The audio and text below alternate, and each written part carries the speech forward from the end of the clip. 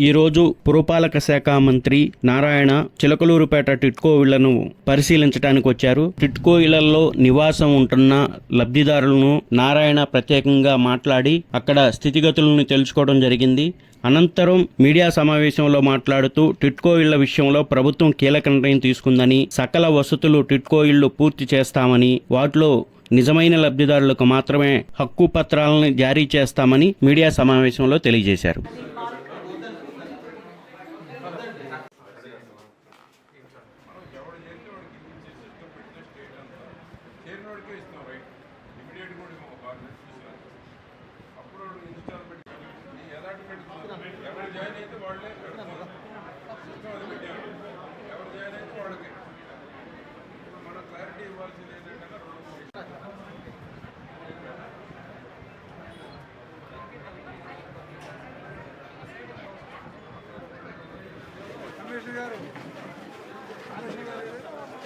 ఇక్కడ ఉంటే card transfer వచ్చిన వాళ్ళు డిఫరెంట్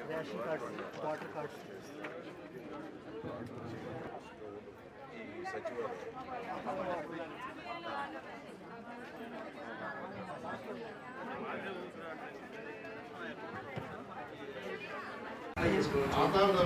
మా యాడికమ్మా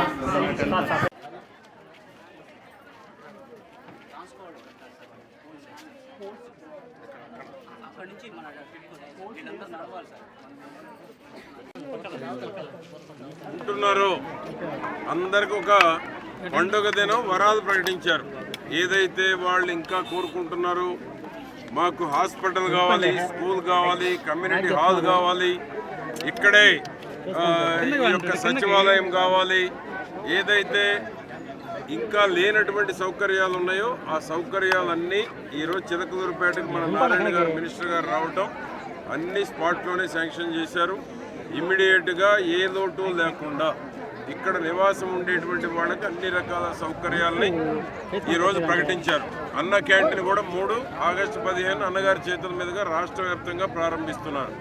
ఆనాడు నారాయణ గారి చేతుల మీదుగానే ఎలక్ట్రానిక్ డ్రా తీసి ఈ యొక్క టిడ్కో హౌసెస్ అలాట్మెంట్ చేయడం జరిగింది. 4512 ఇళ్ళు, మరొక 1008 ఇళ్ళు 58% పూర్తయినాయి.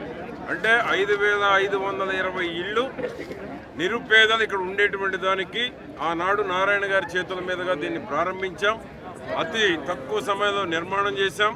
ఈ రోజు కూడా కనీసం చేయమని క్రాక్ అనేటువంటిది బిల్డింగ్లు ఎక్కడ కనపడలేదు. గత పాలకులు రంగులు వేసుకున్నారు, పోయారు.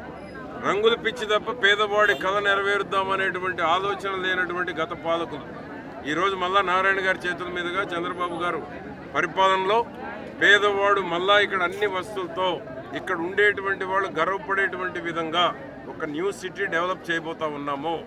ఎవరు ఉంటే వాళ్ళకి రైట్స్ ఇవ్వబోతున్నాం.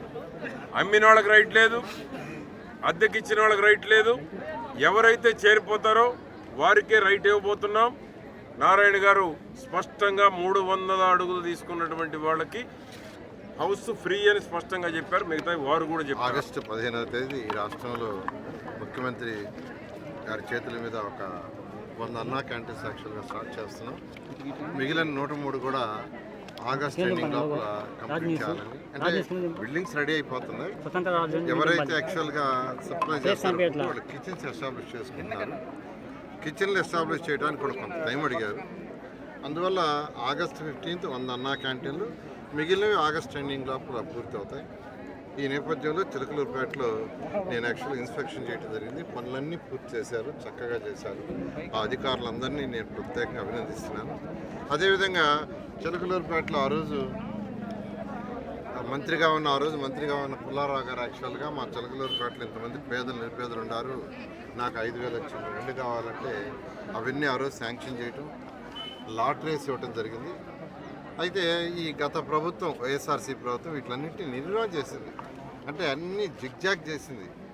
అంటే నిరుపేదలకి వాళ్ళు ఎలా ఇవ్వాలా, ఎలాంటి ఇవ్వాలని ఆలోచన లేదు. వాళ్ళు కట్టారు, కొన్ని దగ్గర ఇల్లు 4 గోడలు కట్టి స్లాబ్ వేశారు, ఒక రూమ్. వాళ్ళ ఒక ఎమ్మెల్యేనే కామెంట్ చేశాడు, మనిషి కొనుక్కోవటానికి కూడా కుదరదని. కానీ మేము చక్కగా షీర్వాల్ టెక్నాలజీ భారతదేశంలో అప్పటికి ఎవరు కట్టలా, ఫస్ట్ టైం ఆంధ్రప్రదేశ్లో కట్టాం. దీనికి 100 రూపాయల నుంచి 200 రూపాయలు ఎక్కువ ఖర్చు అవుతుంది. అయినా చాలా లాంగ్ పీరియడ్ మన్నికుంటుంది, స్ట్రాంగ్గా ఉంటాయి. అలాంటి టెక్నాలజీతో కట్టాం. చక్కటి రోడ్లు వేసాము, డ్రింకింగ్ వాటర్ ఫెసిలిటీ. అంతేకాకుండా కాలనీ కట్టిన తర్వాత అక్కడి నుంచి వచ్చే బాత్రూంలో, టాయిలెట్స్ నుంచి వచ్చే వాటర్ని ట్రీట్మెంట్ చేసి బయటకు వదలాలి. అవి కూడా పెట్టాం సివరేజ్ ప్లాంట్లు. జనరల్గా గతంలో ఎప్పుడు కూడా ఇలాంటి కాలనీస్ కడితే ట్రీట్మెంట్ ప్లాంట్ అట్లా అవి తీసిపోయి అక్కడెక్కడో కాలువలు ఎక్కడో వదిలేవాళ్ళు, వాటి వల్ల జబ్బులు వచ్చాయి. కానీ ముఖ్యమంత్రి గారు ఆ రోజు నాకు ఒకటి ఆదేశించారు, ఈ ఇల్లు ఇచ్చేటప్పుడు ప్రతి మహిళ తన భర్తతో పిల్లలతో ఆనందంగా ఉండాలి, అలాంటి ఇల్లు కట్టు, అన్ని ఫెసిలిటీస్ ఇవ్వు.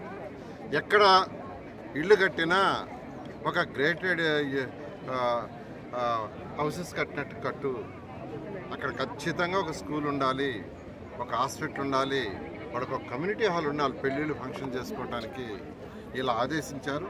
అయితే మా ప్రభుత్వం పోవటం తర్వాత చేయలేకపోయాం. మళ్ళీ ఇప్పుడు ప్రభుత్వం వచ్చింది, ప్రజలు మా మీద నమ్మకంతో చేశారు. ఈరోజు చిలకలూరుపేటలో పుల్లారావు గారు రమ్మంటూ ఇక్కడ వసతులు చూడమన్నారు. ఇక్కడ వాళ్ళకి యాక్చువల్గా ఒక స్కూల్ అడిగారు, ఒక స్కూలు, తర్వాత వచ్చి వీళ్ళకి ఒక హాస్పిటల్, ఒక కమ్యూనిటీ హాల్ ఫంక్షన్ చేసుకోవడానికి. ఈ మూడింటిని నేను శాంక్షన్ చేశాను. ఇమీడియట్గా ఎస్టిమేషన్స్ చేయమన్నాను. ఎస్టిమేషన్స్ చేయడానికి ఒక 1 month పడుతుంది. ఆ తర్వాత టెండర్లు పిలవడానికి మరొక 1 month పడుతుంది. తర్వాత ఒక 4 నెలలు, మార్చి నెలాఖరు లోపల అవన్నీ ఇక్కడ కంప్లీట్ చేసి చేయటం. అంతేకాకుండా అన్నిటికంటే ఇంపార్టెంట్ ఏంటంటే ఇది మున్సిపల్ ఏరియాకి సంబంధించింది.